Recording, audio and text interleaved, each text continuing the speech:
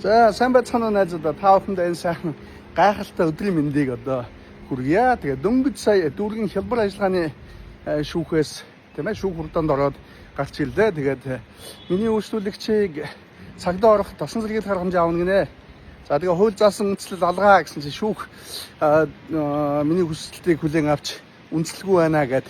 За ингээ хорсонгүй. Тэгсэн чинь Улаанбаатар хотоос гарахыг хязгаарлах тосон зэргийг харгамжаа авнаа гэд шүүхэд прокурор санд оруулж байна. За би бол бас ингэх боломж байхгүй. Энд чинь Монгол улсын иргэн чөлөөтэй оршин сууж явах хэрэгтэй.